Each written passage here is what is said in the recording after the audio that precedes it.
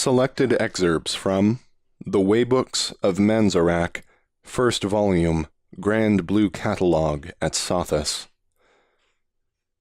Inked by the hand of Remington Maslow of Vandaluz, Morrower of the Third Degree, host to the stranger Peregrine 1,576 years after the commencement of the celestial exodus, and 3,450 years after the first death of Christ, accursed be its name. Somewhere along the rim of the great galactic disk we will disembark. Future countrymen of mine, Vandalusians with telescopes and abaci, will one day make reckoning and place Manzarak upon the map which is at Sothis. Not yet, though. More pressing business concerns us. Where ordinarily the Morrower's path is lonely, I find myself in pleasant company with soldiers, for this world of mine is haunted. The wayfinder who charted passage to these alien shores remarked curtly, "Beasts there are in this place, sundry, weird, and violent, though not without intelligence. So mercenaries ride with me. They are called the Black Banner, and their name is famed in martial story all down the ages. Mongols, yes, even from the ancient wastes in the north of old Zhongguo. Their forebears made a pact with mine, and settled out upon the Trettenheim and Vandaluz so many ages ago. Even as I ink these words upon the pages of this, the first waybook of the world I have named Manzarak, their steeds snort and whinny in the hold below decks. Vandalusian stallions care little for boats, and less for the sea of stars on which we sail.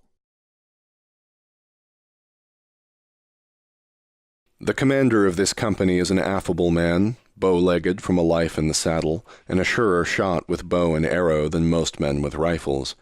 He drinks a great deal, and laughs even more, and I am told that he has personally slain 1,000 Kakajins in his day. I am not certain that I believe it. Tomorrow we will make the crossing to Manzarak.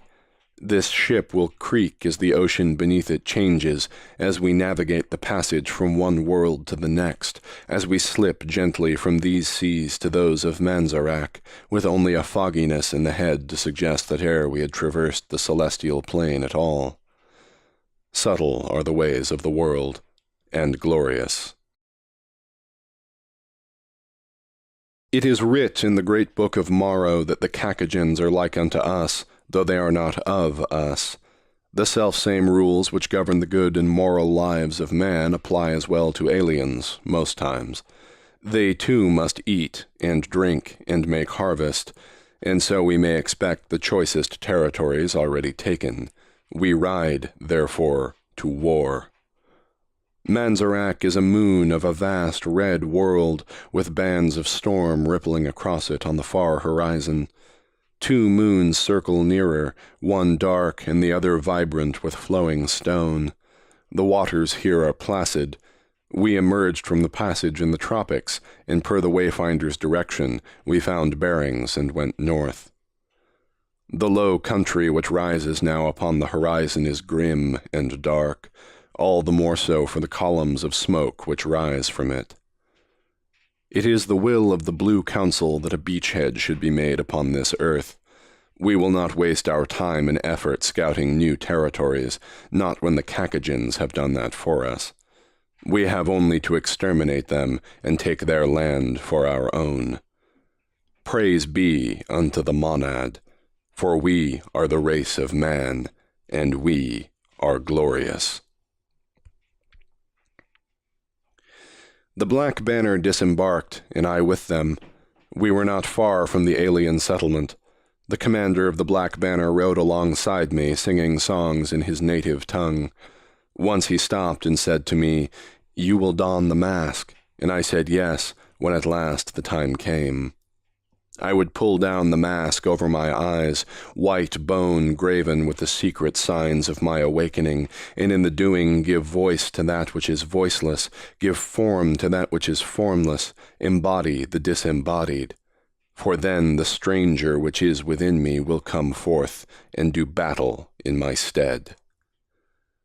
I am told that it is glorious. I don't know. I never remember after.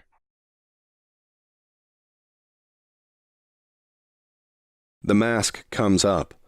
I am covered in blood, red blood, like ours. The alien settlement is burning merrily about me. They had long houses, with thatched roofs very low to the ground, as well as some smaller dwellings high up on stilts. They all burned as well, and black bannermen milled around me, driving their blades into dead aliens for sport. I examined one, near at hand. This was my first meeting with the children of this, my world, the world I have called Manzarak. They are small creatures, with sharp, black eyes, those eyes set in the front of the head, indicating a predatory nature. It clutched a crude spear in one hand, and had died by a single arrow through the gut. It had bluish skin and an essentially hominid body plan. I straightened and inhaled of the smoke, and then I made the holy incantation witnessed by the bannermen, and therefore legal. In the tongue of the ancient Mandarins, I declared the mandate over this world had passed into the hands of man. I declared it Manzarak, which lies along the sea of stars. I declared that I would walk these hills, slaying and destroying and cataloguing as necessary, until the day I died, filling my waybooks and sending them back along to Sothis, where generations of eager young initiates would memorize my journeys in preparation for the day when they, too, would ascend and dwell amid the stars. I felt no grief for these aliens. They were not the first which my people had encountered. They would not be the last. They were certainly not the mightiest. But it is writ in the great book of Morrow that all men are brothers, and that all aliens are foes. I stood amid the flames and smiled. My conquest of Manzarak would be glorious.